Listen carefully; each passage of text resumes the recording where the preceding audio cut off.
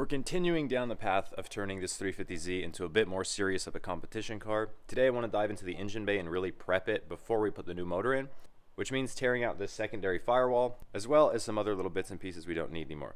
So let's cut some shit.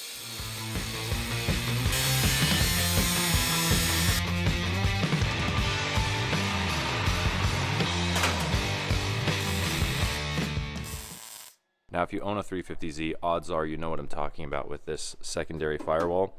And if you're like me, you think this thing is ugly and you want to get rid of it.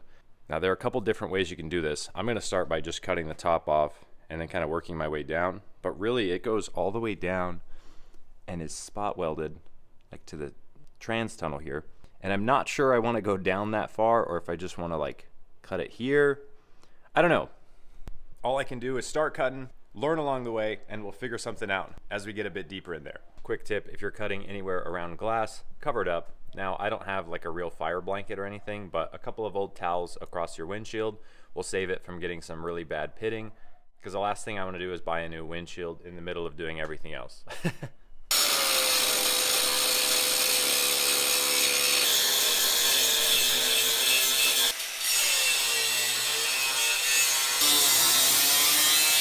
Okay, this is going to be a game of how much work is really going to be worth it, right? Because I want a lot of this gone. I don't want to get so deep into it that this ends up days and days and days of work for very little return. Ultimately, my goal is to make more space so it's easier to work in here and to get access to some of the deeper stuff so I can actually stitch weld the front end of this chassis. So if you're trying to do this yourself, let me show you what I'm doing. Again, there are a lot of different ways to do this, but this is the route I'm going to go. So we started by chopping this piece off that goes up here, right? We can get rid of that. I'm going to stitch weld this plate around where the strut bolts to, and then obviously I'll stitch weld the whole strut tower. And then there's 3 spot welds on this part, so I drilled them out from the back here. You can see those 3 spot welds. And now this is pretty loose. So now what I'm gonna do is just come in and cut right along this seam and keep this seam intact, keep everything down here as it is. And I'm just gonna get rid of what's up here because that will clear out this whole space, which was my goal. I don't really think there's a reason to take this stuff off. And if you're looking at this kind of stuff wondering like, isn't some of that structural? Are you worried about taking any of the strength out? No, because one, like this up here really isn't structural, but also I'm gonna be stitch welding so much of this that I think it's gonna end up a lot stronger than it was. And that is especially true when we actually fabricate a tube front end. We're gonna add some more strength into this thing. So I'm definitely not worried about taking out some really thin sheet metal.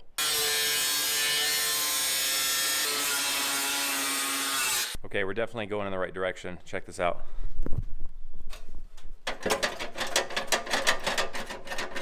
We got it.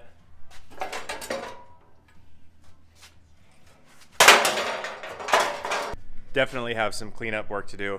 Obviously, we don't want any sharp edges in here, and I'm confident I can make it look a lot better, but that is a huge step in the right direction. I'm super stoked on that. Working on the cleanup here, and I wanted to show you guys a little something that was totally unnecessary, but I thought it was worth the few minutes of time it took. So remember where we drilled the spot welds out on this little tab? This is where the false firewall like came off of. So I didn't like how this stuck out. Obviously, there's a brake light in the way, but you know, sticks out a little bit, and I just imagined like having to change spark plugs or something in the way, and this is kind of a sharp, annoying little tab. So on this side, I cut a few slits in it and then just hammered it over. I didn't want to get rid of it because it's where this piece of sheet metal joins this piece of sheet metal. So I figure 2 little slits, hammer it over, and then I'll stitch weld it in place right here. It should be plenty strong, and it really opened up this side right here. I just can't get over how cool this looks. There's so much room. And I get to clean this whole area up. There was a lot of corrosion from the battery, and there's also a bunch of junk back here, like leaves and twigs and a million pieces of tire. Super happy on how this is coming out so far. I can't wait to really clean it all out, start doing some stitch welding, and eventually get some steel-it on this whole thing. 3 days later. Okay, it's been a few days since the last clip. I had some time to think about it. I also watched a few videos of some other pro-level Zs, mostly Alec Robbins, so thanks, Alec. Not like you're watching this video, but I appreciate the inspiration. If we ever have to put a different trans in this car, which we will, eventually it'll get a dog box, I'm gonna want more room. I'm gonna want to cut the trans tunnel out. That's a pretty common thing to do on pro level drift cars when you're putting a dog box or bigger trans in there and you want it more serviceable. The more room you have, the easier it is to get to those bolts, pull the trans out, especially if you have to do something in a small amount of time, which usually is the case when it comes to fixing stuff in the middle of a competition. Now, if I ever want to cut this trans tunnel out, I have to remove the rest of this false firewall. Right? Remember where we left off. So this little lip, I just realized, is just seam sealed on the back half, and it's all stitch welded or spot welded all along here. I really don't want to do the work. I'm actually going to have to cut that bit of weld I did. But I think it's a necessary evil. And we'll also get rid of this. It will be straight back. If you can imagine this rail straight back to the firewall. So it would open up a lot of room there and there. Man. So now the question is, do I dive into this now? It's probably going to add an extra day or two worth of work, at least doing the work after I get off of work. Or do I just leave it as is and move forward because we still have so much other work to do? I think I'm going to look a little closer and see how easily this is going to be, because at a glance it doesn't look easy at all, which is why I didn't do it in the first place. But it would make so much more sense just to do it now, because even if I don't have a dog box, just having the extra room in there is going to make my life a whole lot easier when it comes time to putting the new motor and trans in. I've also got a few recommendations from you guys that on the last video that said exactly the same thing. Between watching Alec Robbins' pro build and some insight from you guys, I really appreciate it. I don't think we have a choice. Let me take one last look before I start cutting some more. Okay, this took some serious figuring out, and I've only got about 25% of it done, maybe like 40%, but let me show you what I did and how I did it, because I ended up cutting it in a bunch of little pieces to kind of figure out how to even do it. And now that I know what I'm doing, I think I can get the other side done a little bit faster. But I'm going to warn you, if you want to take this firewall completely out like I'm doing now, it is very labor intensive. When I cut the top part off, I thought I kind of got off lucky, and not the case.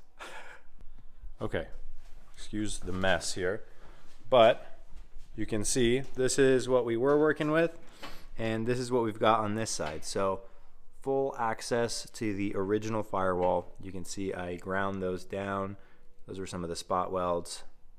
So let me explain to you how I got this far. Okay, starting from the bottom, working up. This lip here. So obviously this is the main like frame rail, and then it rolls over and is spot welded to the piece that we want out. You could drill all these spot welds out, but the piece that we want to take out actually goes way further in there. So you have to cut it no matter what. So I chose to cut this lip right there, so it would just be a nice straight frame rail, and I could go right up to this, because you have to cut this as seen here. So this is that little shelf. It came out to here and then went up to the firewall. So cut that straight back, cut this straight down, and now we are left with a piece of the fake firewall that goes all the way back. Of course, we're going to keep that, and the actual frame rail. And the firewall goes down into the trans tunnel. You can see here it goes down to right about here. And there's spot welds in here, spot welds up here. I still have to get this center section out. Spot welds right along this seam, and then of course they go up. So I'm grinding all these spot welds down, and then I'm cutting along the frame rail straight like that. This one will be really fun with the steering shaft in the way, but cut this straight up, and then you cut straight in, following this line basically straight back down this thing. Right, so we'll cut that straight down, and that is how we'll end up with this. Not the straightest cut, I still have to clean it all. But so plans from here. I'm gonna weld this seam back together so that these are a nice strong piece all in one, and then I'm gonna run a plate straight off of this right up to this little shelf, box it in nice and strong, and we should have no problems as far as strength is concerned. Honestly, I think it'll be even stronger than it was, because again, it was only held in by a few spot welds. The hardest part, aside from just making a huge mess cutting everything, were these spot welds here because they are behind this. So you have to drill out the spot welds underneath, cut the side, and then pry this thing up and out, and then you have access to the spot welds underneath. Here's a visual representation. So that's the spot welds. This piece was in here like this, and you can see I folded it completely open. This is the top. So normally it would have sat like that. Flipped it all the way open so I can get to these spot welds, ground them down, popped it off, and now we're left with a good surface to build off of. So I'm gonna get to work, do the rest of this, and then we can start boxing it all in. You guys remember a little earlier in this video when I was talking about the ratio between what you get out of something and how much work you have to put into it? Something like the law of diminishing returns. Well, we are so far past that, I decided to just go all in and do this once and do it right, which means we're cutting the entire firewall off. Pulled out the factory brake master, booster, all the lines. We'll probably end up converting to manual brakes, which will have to be a completely different video. Let me give you a little bit of reasoning as to why I think this is worth doing. We're already in this deep, might as well take the extra step and just do it once, do it right. But here's what I mean. So brake master's gone. We'll leave the clutch master in, it doesn't really get in the way, but if we're stitch welding this whole thing, and then we have to cut the firewall out, like we did over here, which means we have to weld a plate in on the top here, on the bottom here. So we're welding this whole thing, which is gonna be this area. Might as well stitch weld this seam, might as well stitch weld the back half of the strut towers. I mean, we're already in here. Why do all of this and not do that, and not do this? And then if that's off, might as well convert to manual brakes. Had to pull the steering column out, so we'll probably do some work on that. Now we're at the point of, if it's worth doing, it's worth overdoing, and I would rather just do this once while I'm in this deep and not have to worry about it ever again. Whenever we do get a serious transmission in this thing, like a dog box or something, and I need more room, I have to cut the trans tunnel out. Now we'll have full access to it, so it'll make that job a lot easier than if I had left that secondary firewall in. So I'm gonna get to work cutting the rest of this out, and then we can start stitch welding the rest of this because I still have a lot of work to do. Now if you're following along and trying to remove this firewall yourself, step one, spot welds from underneath. So I was literally laying under the car in the trans tunnel and getting all these spot welds out. Let's start way down here, go up and then under, and then of course we already did that side. Once these are out, now we can go ahead and make our cut right down this frame rail, followed by our cut going straight back. And then we have to flip this whole thing like that to get to the spot welds on the back half here, which I already pointed out on this side, or right there. So let's get to cutting. Also, a little tip here, if you've never removed spot welds like this, you could drill them out, but it makes a huge mess and you end up drilling through both panels, which is not good. Get yourself a little thumb sander, thumb grinder, whatever you want to call this thing. A mini belt sander, let's call it that. A mini belt sander. This is one I picked up off Amazon. I'll put the link down below. This thing works great. Just get some good sanding belts, like these are 3M brand ones, and they work really well. That's how you get really clean removals of the spot weld here. So this is like pretty flat. If I hit this with a flat disc, it'll blend in. You'll never know. I'm out of breath. This one took some really creative cutting and some very forceful hammering. And I'm not done, but I wanted to at least show you what's going on because there's a few things in here that I didn't see until I had started really cutting it apart. So as you can see, I got the whole bottom half peeled all the way up so we can get to the spot welds underneath on this little seam. We can get this out of the way. But there's a little box that goes around where the steering shaft comes in and out. And it's held in with 2 spot welds. Now I didn't do anything with these because they're totally buried. I just moved everything around a bunch and hammered the heck out of it, and I was able to break them. But they were a pain. I didn't realize they were there at first. But we got them. Now let's just get the rest of these spot welds off, get this whole thing out, and then we'll finally have a clean slate to start building off of. This is why you should be using a mini belt sander and not a drill bit. This is just after pulling the panel off. We haven't done anything else. This is what it leaves you with.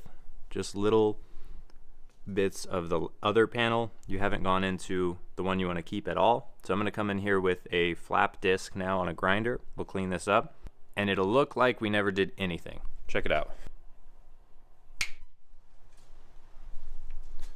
See all that cleaned up real good. You can barely even see where those spot welds were. Very pleased with how this looks.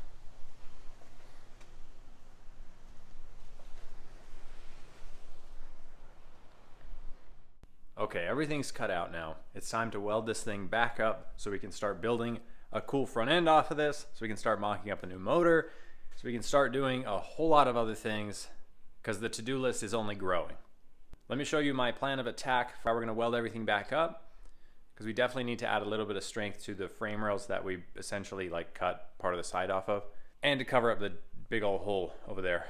So I know I've explained this already, but the plan is to just weld this seam up and then plate the whole thing, weld the top, weld it probably just on the side and not like sitting on top of it. I think that'll be a little stronger if it overlaps, and then we should be good. So let's get this welded, and then we'll cut out some sheet metal to fill this gap.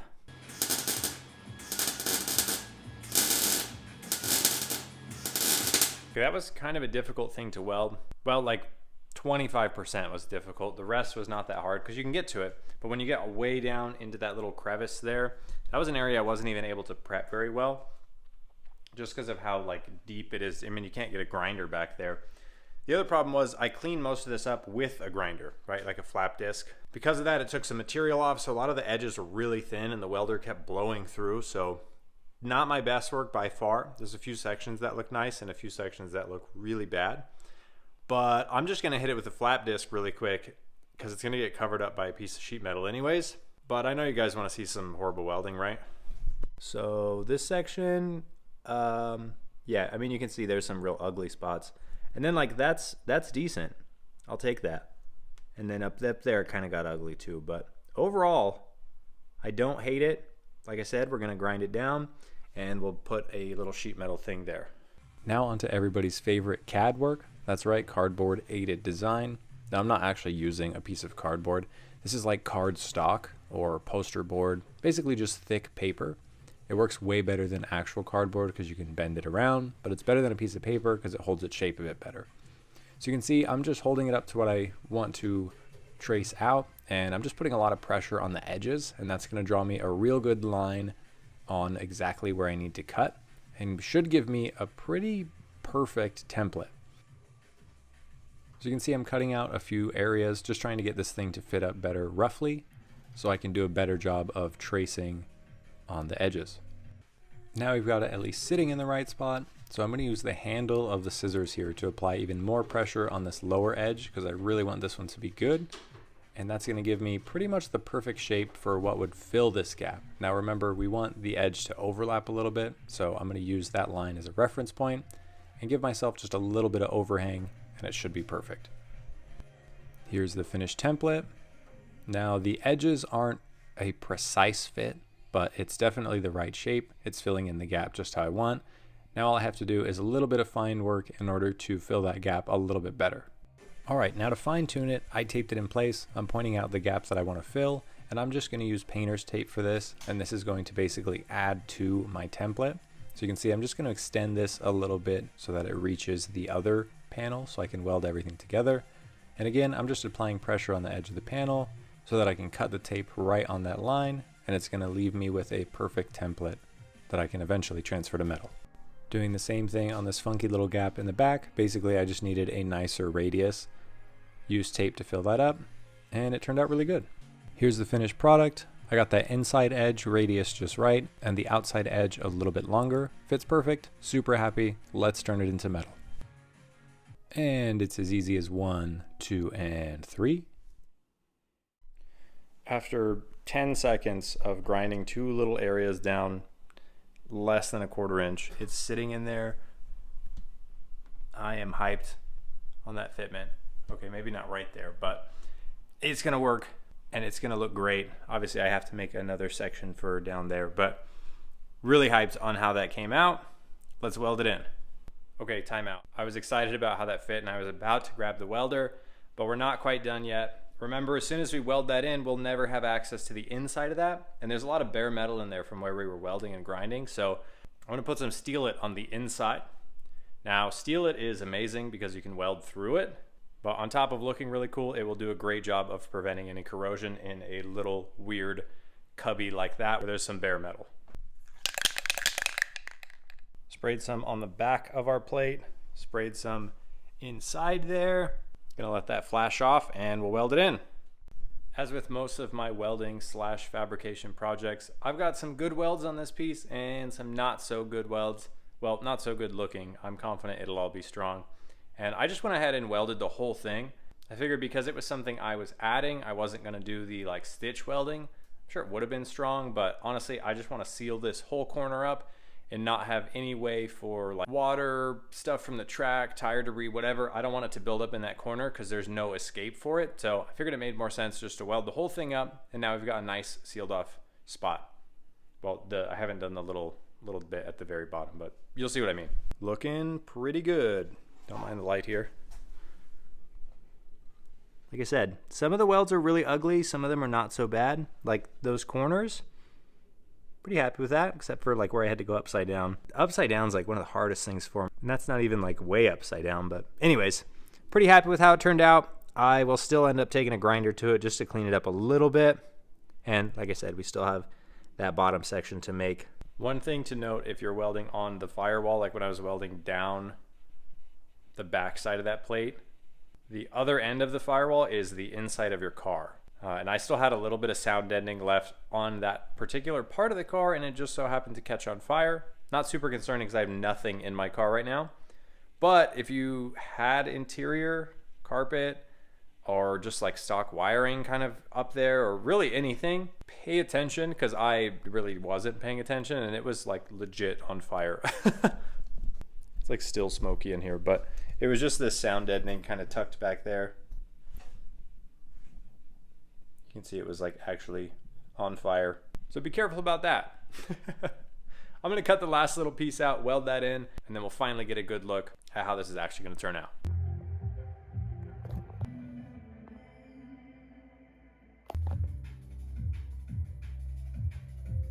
Everything looks better with a coat of Steelite.